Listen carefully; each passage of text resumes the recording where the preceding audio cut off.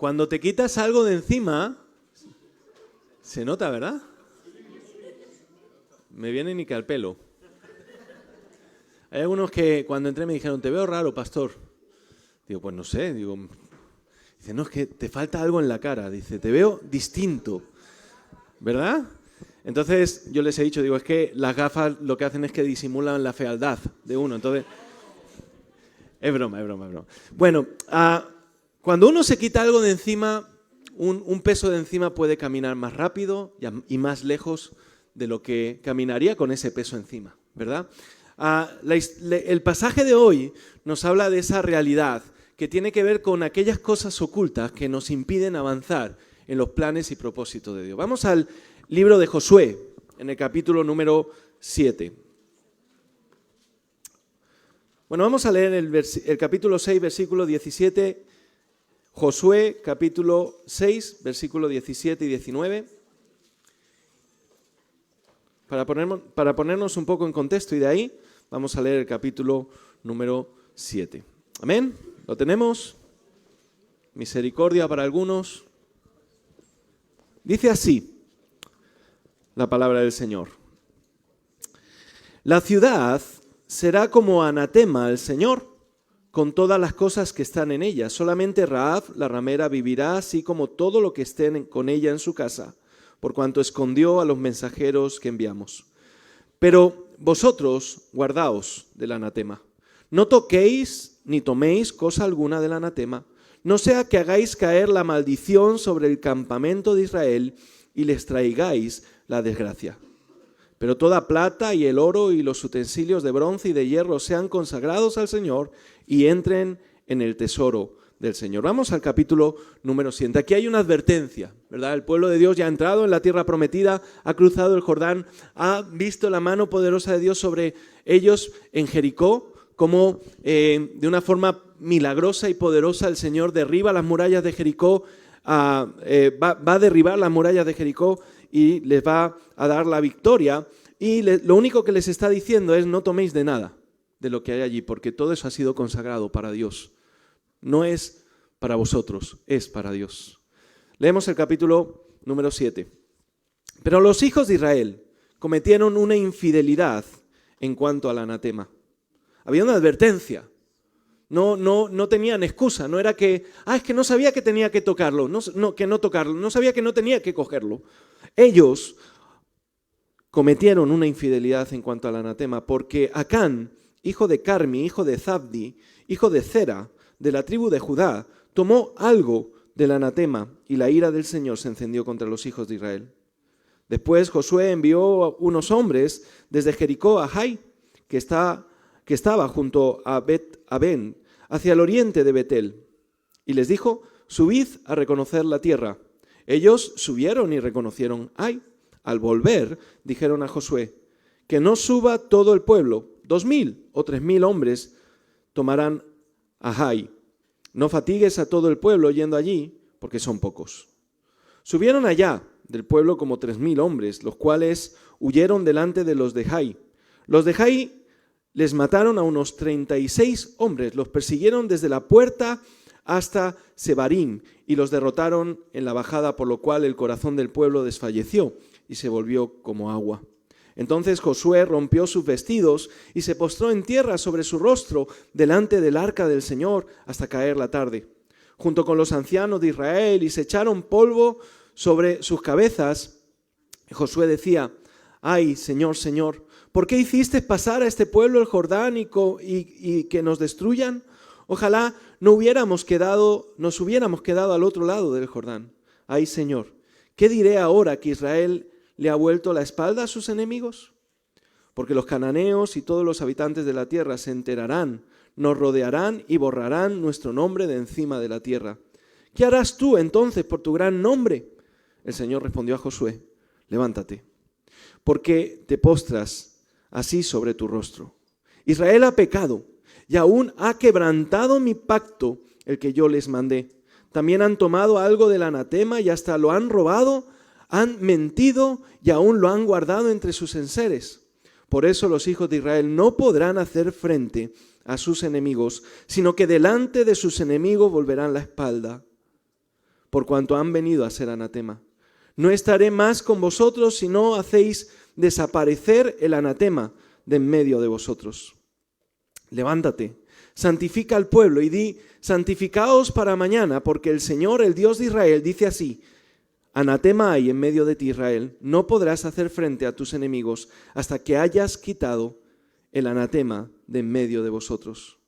Os acercaréis pues mañana por tribus, la tribu que el Señor señale se acercará por familias, la familia que el Señor señale se acercará por casas paternas, y la casa que el Señor señale se acercará hombre por hombre. El que sea sorprendido en posesión del anatema será quemado, él y todo lo que tiene, por cuanto ha quebrantado el pacto del Señor y ha cometido una infamia en Israel. Josué, pues, levantándose de mañana, hizo acercarse a Israel por tribus, y fue designada la tribu de Judá. Hizo acercar a la tribu de Judá y fue designada la familia de los de Zera.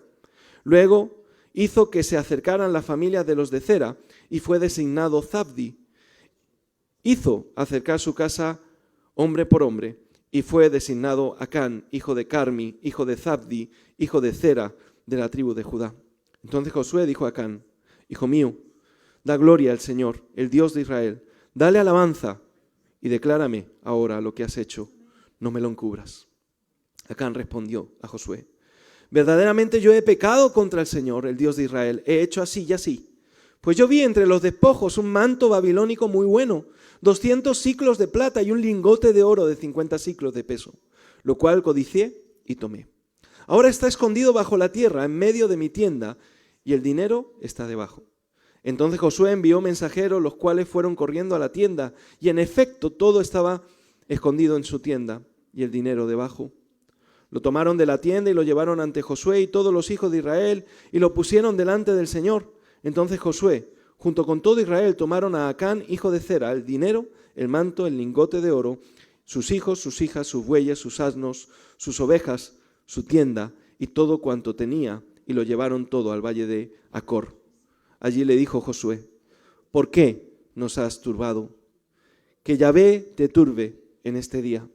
Y todos los israelitas los apedrearon y los quemaron después de apedrearlos. Sobre él levantaron un montón de piedra que permanece hasta hoy. Así Yahvé se calmó del ardor de su ira. Por eso aquel lugar se llama el Valle de Acor hasta hoy. Amén. Puedes tomar asiento. Posiblemente este es uno de los pasajes más difíciles para alguien que de primeras empieza a leer las Escrituras. Porque nos hablan siempre de un Dios que ama, de un Dios que está dispuesto a perdonar, de un Dios que tiene misericordia una y otra vez de su propio pueblo y de aquellos que se arrepienten y piden perdón, ¿verdad? Pero no estamos muy acostumbrados a ver que la ira de Dios descienda sobre aquel que ha reconocido una falta. Y es interesante porque el problema aquí no es tanto que acá haya reconocido la falta. Realmente él no la reconoce, le descubren. Es decir, no hay un arrepentimiento por su parte, simplemente, hoy me pillaron y al pillarme pues tengo que asumir las consecuencias. Pero no que hubiera en él una disposición, porque si la hubiera habido ni siquiera hubiera cogido de aquel manto. Ni siquiera hubiera robado de aquello en lo que se le había advertido que no hiciera. Y es que a veces somos como niños. La Biblia dice que tenemos que ser como niños, pero cuidado, porque ser como niños no significa hacer aquellas cosas que nos ponen en peligro. Los niños habitualmente le dicen no toques algo y ¿qué hacen? Tocarlo. En eso no nos dice el Señor que seamos como niños. ¿Qué es lo que cuando uno es padre, lo primero que hace es comprar unos aparatitos, unas piezas que se ponen en los enchufes para que el niño no se electrocute cuando mete los dedos, ¿verdad? Aunque a veces dice, bueno, aunque que le pegue un chispacillo para que se asuste. Se le pongan los pelos así. La cosa es que, por desgracia, el Señor había advertido al pueblo. No era cosa de, considerar si veis oportuno. no toméis nada, pero bueno, si lo tomáis no pasa nada. No, hay una advertencia clara de parte de Dios. Cuando Dios te da una advertencia, ten cuidado. Porque tú puedes pensar que no te va a alcanzar. Puedes pensar que nunca te va a alcanzar ese mal del cual Dios te ha hablado. Y puedes decir, no, pues Dios me ama, no me va a alcanzar. Ten por seguro que te va a alcanzar, porque Dios al que ama reprende. Y puede llegar a reprender duramente. Las advertencias eran hacia aquello que para Dios no era bueno ni sano para el pueblo. ¿Por qué tenían que tomar de esa familia? ¿Por qué tenían que tomar ese manto? ¿Por qué tenía que tomar ese lingotes? ¿Por qué tenía que tomar esas monedas? ¿Acaso dudaba de que Dios no iba a cumplir lo prometido? ¿Acaso dudaba de que Dios no les iba a llevar de victoria en victoria, de triunfo en triunfo, y les iba a llevar a una tierra donde fluye leche y miel, y en donde no iban a tener que construir una casa porque ya estaba construida, y en donde iban a recibir la cosecha porque ya otros se habían encargado de sembrarla? ¿Qué necesidad tenía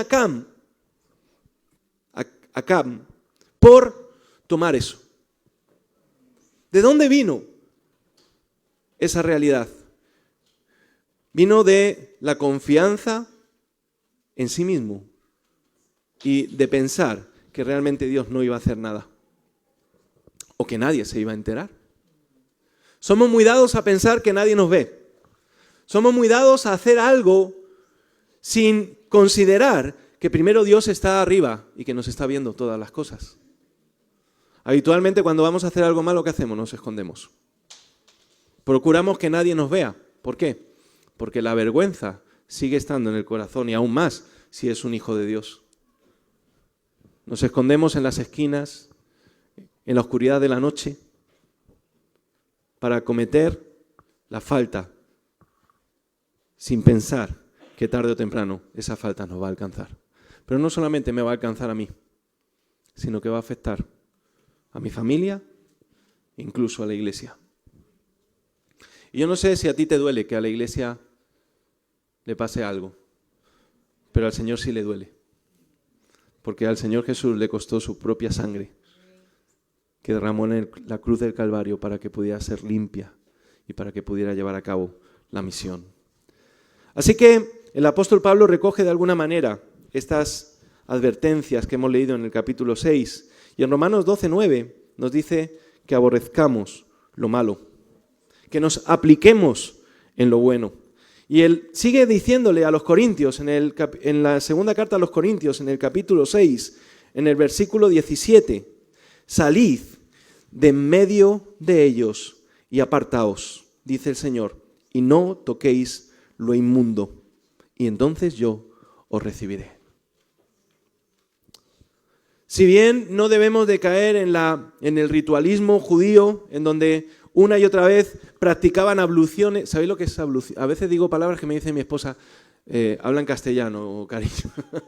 Abluciones es un término que se usa para las purificaciones con agua que solían desarrollar los hebreos. Cuando salían al mercado y regresaban, se tenían que lavar. Los que eran muy puristas se lavaban cuerpo entero, los que eran menos puristas simplemente se lavaban las manos, porque no sabían si habían estado en contacto con alguien que fuera impuro, una mujer que tuviera la regla, que hubiera tocado algo en el mercado y que ellos después hubieran venido y lo hubieran tocado, ¿sí? O alguien que estuviese una enfermedad y que no lo hubieran manifestado y sin embargo pues pudieran haber estado en el mismo lugar juntos, ¿sí? Así que no es tanto que lleguemos a ese extremo de decir, cuando llego a casa me tengo que limpiar de todo. Primero, porque íbamos a gastar agua lo que no está escrito y no estamos para gastar agua. Y lo segundo, porque lo importante es el corazón. Lo externo puede estar muy limpio, pero puedes tener un corazón podrido. Podemos tener un corazón podrido. Y me puedo ver muy bien por fuera, pero ¿cómo está mi corazón? Lo que nos está diciendo aquí es cuidado de saber que alguien está en algo y aún así participar y acompañar a esa persona en aquello que está haciendo. ¿El pecado era solamente de Acán? Posiblemente no. Porque para que él pudiera haber hecho eso, tenía que contar con el apoyo de su familia. Cuidado, porque el pecado llama al pecado y arrastra a la condenación. No participéis de las obras estériles de las tinieblas, dice el apóstol Pablo en Efesios 5:11. Más bien, desenmascaradlas. Y ahí viene la otra. No me juzgues. Porque con la medida que juzgas serás juzgado. Sí, está claro. Yo no te juzgo. Pero ten por seguro que el Señor sí. Ahora, si estás haciendo algo que no debes, déjame decirte que el hermano que tienes a tu lado tiene una responsabilidad sobre ti. Y tiene que advertirte y exhortarte a dejar de hacer aquello que te condena a ti y que a lo mejor puede condenar al propio hermano, o por lo menos sufrir las consecuencias. Esas eran las advertencias. El pueblo de Israel en principio parecía tenerlo claro, pero sin embargo hubo algunos que no las atendieron. Y es que no las atendieron porque al final el hombre justifica el pecado. Lo vi que era bueno. ¿Te ha pasado alguna vez? ¿Te has justificado alguna vez ante alguien cuando te han pillado? Pues hombre, seguro que sí, ¿no? Ante tu jefe seguro. No, es que no he sido yo, es que ha sido el compañero. No, es que esto estaba mal. No, es que no sé qué. Nos justificamos. Y Acán se justifica, cuidado. Porque Acán no es una perlita en dulce. Acán se da cuenta de que le han pillado y dice, sí, bueno, es verdad, vi que era bueno, lo codicié. Sí, pero Josué no tenía otro remedio que cumplir con lo que el Señor le había dicho. Israel ha pecado. Dios le dice a Israel que había pecado, y no solo un hombre. Es asombroso pensar que toda la nación fue declarada culpable. Y las consecuencias fue que 36 hombres murieron a causa de ese pecado. 36 hombres. 36 hombres. Fueron 3.000 los que fueron a batallar y 36 hombres mueren. Tú puedes decir, bueno, pero de 3.000, 36 no son tantos. Sí, pero es que en Jericó no murió ninguno. La consecuencia de tu pecado puede hacer que otros mueran. Y que mueran delante de Dios, espiritualmente. Así que tú puedes decir, bueno, en mi vida hago lo que quiero. Sí, pero ten por seguro que eso que tú estás haciendo puede arrastrar a otros. Y cuidado, porque la palabra del Señor dice, de aquellos que hacen tropezar a uno de mis pequeños, mejor les sería atarse una rueda de molino al cuello y echarse al agua. Cuidado. Y esta es una advertencia para ti y para mí. Tenemos que ser honestos, tenemos que ser transparentes, tenemos que ser honrados y entender que para el Señor no hay medias tintas. Y si pecaste, abogado tienes para con el Padre, a Cristo Jesús. Pero no permanezcas en el pecado ni arrastres a otros a tu pecado. Sea cual sea. Pablo habla en términos similares acerca del pecado en la iglesia y con respecto al pecado en la iglesia en los Corintios y les dice, ¿no sabéis que un poco de levadura leuda toda la masa? Una pequeña cantidad de pecado aceptado y tolerado entre los creyentes infecta a todo el grupo. Y lo peor es cuando se oculta. No, es que yo no quiero. Escuchábamos una predicación esta semana y alguien había tenido un sueño en donde veía al pastor desnudo. Y va a contárselo a esta persona que es pastora y le dice, he tenido este sueño acerca del pastor y el pastor está en pecado porque lo he visto desnudo en este sueño. Bueno, yo me lo haría ver, pero está bien. Hasta ahí. Esta pastora le dice, ¿y qué has hecho? No, pues he llamado a las hermanas de la intercesión para que oren por el pastor. Bueno, ¿pero has hablado con el pastor? Ah, no, hermana, eso no. ¿Por qué no? No, porque claro, ¿cómo voy a hablar con el pastor? Hermana, ¿puede ser que lo que has visto es que ibas a desnudar tú al pastor delante de todo el mundo? Hablando de lo que supuestamente tú entiendes que es un pecado y de lo que no tienes constancia. Y es que a veces hacemos así. Y otras veces simplemente nos callamos el pecado de alguien y nos lo guardamos porque allá esa persona. Pues si es en la iglesia, yo te animo en el nombre de Jesús que exhortes a esa persona, lo primero. Lo segundo, si no se arrepiente, llama a un testigo para hablar con ella o con él acerca de ese pecado, porque ese pecado, pienses o no, te puede afectar a ti. Y solamente por eso deberías de considerarlo. Y la Biblia dice que el tercer caso es exponer a esa persona en la iglesia. ¡Ay, qué malos son en la iglesia que exponen a las personas! Prefiero exponer a alguien que toda la iglesia quede en un estado lastimoso a causa del pecado de esta persona. Y la Biblia así enseña.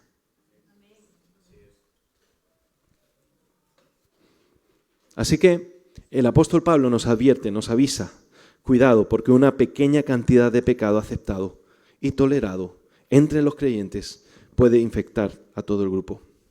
Y en ese sentido, la aceptación y toleración del pecado es peor que el pecado en sí, por lo que debe tratarse estrictamente. Y tratarse estrictamente no es apedrear a las personas, aquí sí se hace. Pero estamos en el tiempo de la gracia y del perdón de Dios. Menos mal que a nadie se le apedrea hoy, ¿verdad? Bueno, a los únicos que se les suele apedrear es a los pastores. Porque son la fuente de toda crítica, ¿verdad? Porque hacen o no hacen, porque dicen o no dicen, porque... Pero los demás no. Gracias a Dios por ello, ¿sí? Pero, cuidado. Levítico capítulo 22, 14 y otros demuestra que en Israel, si querías conservar algo que pertenecía a Dios, debías pagar una multa del 20%, una quinta parte. Y esta era la misma cantidad requerida para la restitución en caso de robo. Y lo que había hecho Acán era robarle a Dios. Robarle a Dios algo. En este caso algo que Dios había establecido que era sagrado para él, santificado para él y que nadie podía tocar. Déjame decirte que cuando nosotros le damos lugar al pecado en nuestras vidas, estamos robándole a Dios. Le estás robando a Dios su autoridad sobre tu vida. Le estás robando a Dios su propiedad sobre ti, porque Él te compró a precio de sangre. Y si Él te compró a precio de sangre, le perteneces a Él. Y no le puedes dar lugar a nadie más sobre tu vida, sino a Él. Por lo tanto, cuando tú le das lugar al pecado, lo que le estás diciendo a Dios, ¿vale? Yo te pertenezco en tanto por ciento, pero este tanto por ciento no es tuyo. Por lo tanto, te conviertes en deudor de Dios. Y ese es el grave problema, porque no hay nada que nosotros podamos hacer para suplir esa deuda. El Nuevo Testamento nos enseña que el dar debe de ser regular y proporcional, y que debe de ser generoso, decidido y alegre. Yo sé que reconocer el pecado no es nada alegre. Yo sé que reconocer el pecado no es algo que nos traiga alegría al corazón, todo lo contrario, pero sí trae paz. Y la idea aquí es que debemos de reconocer nuestros pecados delante de Dios. Y que lo debemos de hacer porque Él ha pagado por nosotros. La tribu del Señor, los hijos de Dios, tienen que entender que cuando expresan esa realidad de lo que son delante de Él, están recibiendo sanidad y están trayendo a su vida y a los que están al lado suyo. Aunque Josué desconocía la identidad de la familia pecadora, Dios sí la conocía. El pecado secreto en la tierra es un escándalo abierto delante de Dios. Por lo tanto, debemos vivir nuestras vidas con un solo juego de libros, con un tipo de vida que puede ser visto por cualquiera en cualquier lugar. Lo que quiere decir es que yo tengo que comportarme igual siempre. No solamente cuando estoy alante y todo el mundo me ve, sino también en mi intimidad. Y es que en las intimidades de nuestros hogares es donde salen todos los trapos sucios. El que fuera sorprendido en el anatema será quemado, él y todo lo que tiene. Una vez que Dios trata con el único individuo pecador, la bendición podrá venir nuevamente sobre toda la nación. Y recordemos que el motivo por el cual el pueblo no alcanzó a vencer en Ai fue por causa del pecado de un solo hombre. o de un grupo de personas, de una misma familia. El pecado de Acán fue juzgado públicamente y Dios expone la identidad del cabeza de familia que había pecado. Josué se levanta de mañana, hizo acercar a Israel por tribus y tomada la tribu de Judá, hizo acercar a la tribu de Judá, tomada la familia de Zera, hizo acercar a la familia de Zera por los varones y fue tomado Zabdi. Una vez que fue tomado Zabdi, se llamó Acán, hijo de Carmi, hijo de Zabdi, hijo de Zera, de la tribu de Judá. Y es que hemos sido muy dados a procurar ocultar el pecado para que la vergüenza no se haga evidente. Y a causa de eso el pecado ha tomado fuerza y ha hecho que muchos lo justifiquen de alguna manera. Hay pecados flagrantes que muchos justifican porque hay una amistad, porque me cae bien, porque hizo algo por mí. No, pero esta persona no es nada mala, a mí me ha invitado a comer, a mí me ha llevado al cine, se ha preocupado por mí, me ha llamado. Tan mal no es, ¿seguro? Se ha pecado contra Dios. Y si está pecando flagrantemente, el pecado es pecado, por muy bien que se comporte contigo. Si es una persona, y cuidado con esto, que saca los trapos sucios de otra persona, por muy bien que te trate, el día de mañana va a sacar tus trapos sucios. Porque no puede refrenar su lengua. El pecado tiene placeres. Tomar esas cosas le dio a Acán una buena sensación, pero la pena del pecado, tanto dentro de nosotros como sobre nosotros, pesa más que cualquiera de los placeres fugaces del pecado. Josué confronta a Acán y él confiesa. Porque no le queda más remedio, porque se ha visto expuesto ante el juicio de Dios. Cuidado, no ante el juicio de Josué, ante el juicio de Dios. Cuando alguien te señala el pecado, lo estás viendo a la persona que te está señalando el pecado, pero no estás viendo que detrás de esa persona tal vez está Dios, exhortándote y animándote y dándote la oportunidad de que dejes ese camino que has iniciado y que no te lleva a ningún lado. Hijo mío, da gloria al Señor, el Dios de Israel, y dale alabanza, dice Josué, y declárame ahora lo que has hecho. No me lo encubras. Y Acán no tiene más remedio. Verdaderamente yo he pecado contra el Señor, el Dios de Israel. ¿Contra quién pecó? Contra Dios. Pues vi entre los despojos un manto babilónico, muy bueno, y todo lo demás. Hijo mío, da gloria al Señor, el Dios de Israel, y dale alabanza. Incluso cuando pecamos y tratamos de encubrirlo, todavía podemos dar gloria al Señor confesando abierta y honestamente nuestro pecado. El pecado oculto siempre tiene un poder especial sobre nosotros, pero cuando lo confesamos, aún en esa confesión podemos llegar a alabar el nombre de Dios.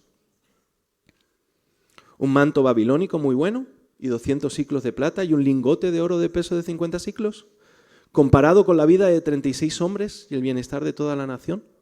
¿Qué es lo que ganó Acán? ¿Qué es lo que ganó Acán? Insignificante. No fue nada.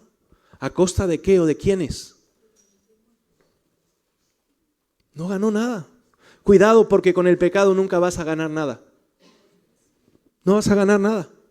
Sí, momentáneamente vas a tener una sensación agradable. El pecado, por eso pecamos, porque produce sensaciones agradables, aunque son momentáneas. Pero el resultado final es insignificante. Verdaderamente la raíz de todos los males es el amor al dinero, el cual codiciando algunos se extraviaron de la fe y fueron traspasados de muchos dolores. Lo codicié y lo tomé. Y es que podemos creer que somos dueños de las cosas que Dios tiene y que por el hecho de que estén ahí yo las puedo tomar, pero que estén ahí no significa que yo las pueda tomar. Yo puedo entrar en un supermercado y hay muchas cosas, pero yo no las puedo tomar e irme. Yo tengo que pagar el precio. Y a veces pensamos, no, esto me lo ha dado el Señor. Y me lo quedo. Qué bueno es el Señor, ¿eh? una cartera con 100 euros. ¡Ay, qué bueno es el Señor! Lo que me hacía falta. Y la cojo. Y con DNI, teléfono. Ah, no, pero esto es el Señor. Lo voy a dejar en la policía, pero sin los 100 euros, porque esos son del Señor para mí. Qué bueno es el Señor. Me manda lo que necesito. Cuidado. Cuidado con pensar en cómo seré admirado con esa hermosa prenda babilónica. En pensar que nadie lo sabrá. En que esas cosas no se perderán. En que no voy a lastimar a nadie. En que lo merezco. Las excusas pueden seguir y seguir, pero todas se quedan cortas. Cuando estamos en el lugar terrible en el que se encuentra Acán, todos nos sentimos terriblemente mal por nuestro pecado, deseando no haberlo hecho nunca. Que Dios nos ayude a ver la verdad acerca del pecado antes de que lo cometamos. Porque una vez lo hemos cometido, las consecuencias nos separan. Dios no dará por inocente al culpable, dice el Señor, y a su tiempo le hará pagar por lo que ha hecho. Y el Señor hizo lo que había determinado. Consume a Acán y su familia. Y el ardor del Señor y de su ira se volvió a él. Cualquier tipo de pecado, incluso cuando es tratado, puede ser un trampolín hacia la victoria nuevamente. Ahora Israel estaba nuevamente en posición de caminar en el poder y la guía de Dios después de haber sido conquistados por Dios nuevamente. Y si leemos más adelante, vemos en el capítulo 8 que el Señor le dijo a Josué: no temas ni desmayes, toma contigo toda la gente de guerra, levántate y sube a Jai. Mira, yo he entregado en tus manos al rey de Jai, a su pueblo, a su ciudad y a su tierra. Una vez que se trató con el pecado, Dios dio la victoria. Pero no al revés. Este tipo de victoria solo llega después de una muerte. Y necesitamos morir a pecados tan asoladores. Saber que los que son de Cristo han crucificado la carne con sus pasiones y sus deseos. El poder y la victoria de la resurrección de Jesús son nuestros cuando crucificamos nuestra carne con Él todos los días. ¿Qué tienes por delante? ¿Qué victoria estás esperando en tu vida? Piensa que tal vez no llegará si primero no tomas en consideración lo que está haciendo que esa victoria nunca llegue. ¿Qué pecado hay en tu vida, en lo oculto de tu vida, que te está sangrando y debilitando y dejándote fuera de los propósitos y planes de Dios? Yo pensaba en el proceso que está pasando mi esposa y ahora tenemos que ver qué pasa en el intestino delgado. Y le decían que posiblemente el problema de esa bajada de hierro y de hemoglobina es que ha habido un sangrado constante y eso le ha debilitado. Y el pecado hace eso, es un sangrado constante. No tapamos la herida. No nos damos cuenta de que eso nos está debilitando hasta que llega un momento en el que ya es tarde. No permitas que el pecado en tu vida impida el plan de Dios sobre tu vida. Él nos ha dado la victoria sobre el pecado y sobre la muerte para que vayamos de triunfo en triunfo. Si no estás yendo de triunfo en triunfo, a lo mejor es que hay un pecado en ti. ¿Cuál es?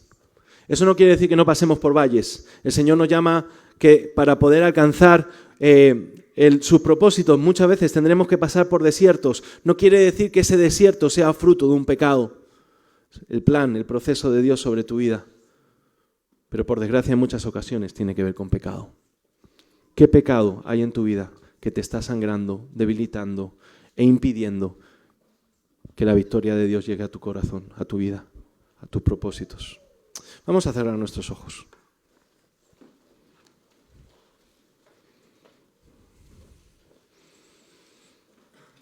En lo que a mí respecta, y lo digo con mucho temor y temblor, y no porque haya hablado con alguno de vosotros, sé que el pecado forma parte cotidiana de muchos de los que se congregan. Y no estoy hablando de esos pecados en los cuales estoy haciendo todo lo posible por no caer en ellos una y otra vez. Porque yo diariamente me esfuerzo por hacer la voluntad de Dios, a veces lo consigo, a veces no. Pero hablo de aquello que se ha enquistado en tu vida y a lo que tú estás llamando bueno. Ese manto babilónico que has escondido en tu casa. Aquello en lo que estás confiando.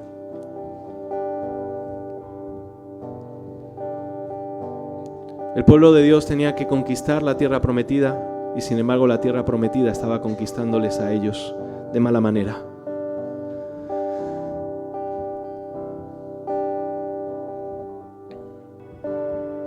¿Qué hay en tu vida que te está afectando a ti, pero que también puede afectar a la iglesia?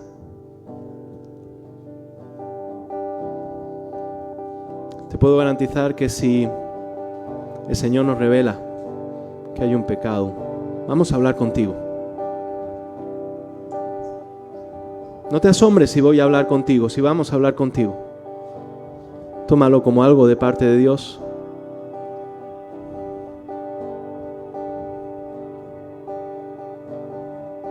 Y alábale, y bendícele, y dale la gloria a Él, como hemos visto. Ten por seguro que si vamos a hablar con alguno de vosotros, o de vosotras, es porque Dios nos lo ha revelado claramente. Y no queremos que ninguno se pierda. Y si para ello tenemos que sacar el anatema del pueblo, con la ayuda del Señor lo haremos.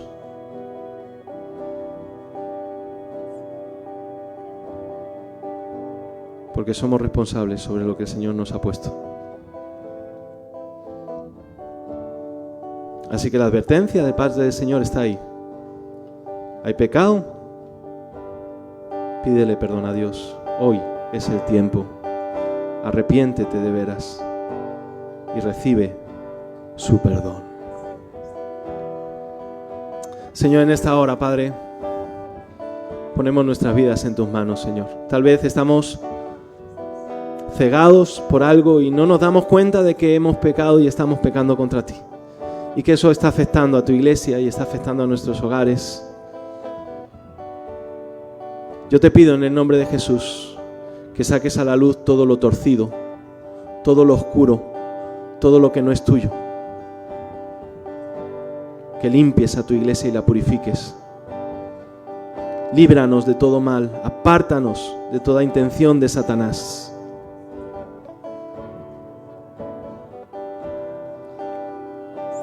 Y danos la victoria, Señor, una vez más.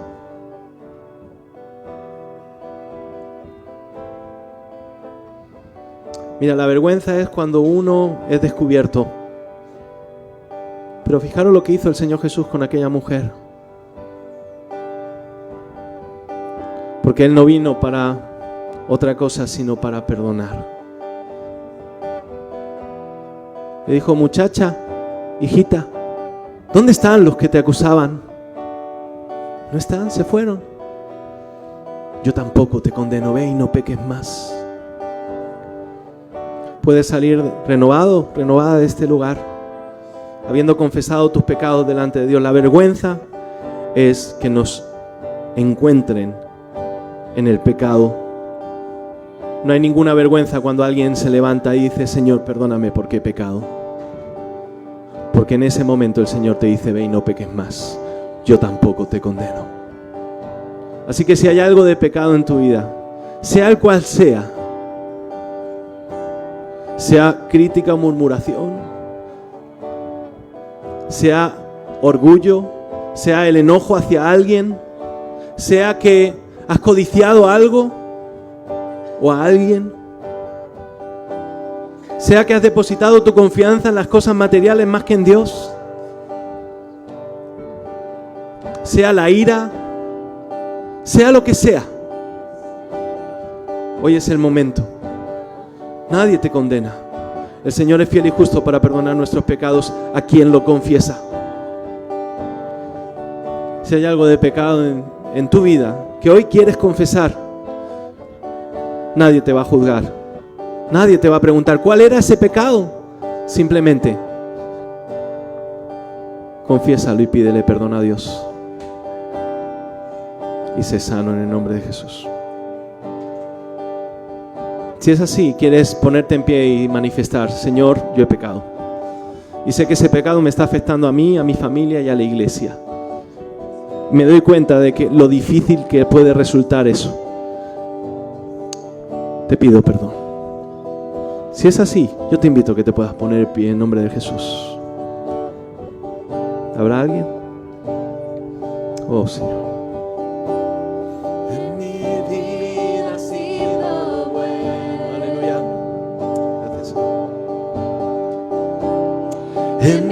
vida has sido tan fiel,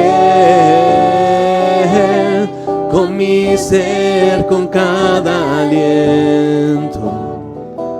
Yo cantaré de la bondad de Dios.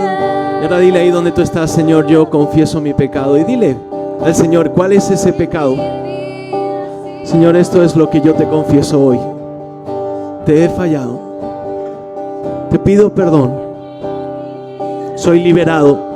Hermano, hermana, eres liberado en el nombre de Jesús. Y ese pecado no te domina. La sangre de Jesús te limpia de todo pecado, te libra de toda maldad. Recuerda que las cadenas del pecado ya no están sobre tu vida. Ahora eres libre en Cristo Jesús. En el nombre de Jesús, gracias por tu perdón en esta mañana. Gracias porque tú purificas y limpias hoy tu iglesia, para que puedas seguir adelante, para que puedas seguir de triunfo en triunfo, de victoria en victoria, en el nombre de Cristo Jesús. Amén.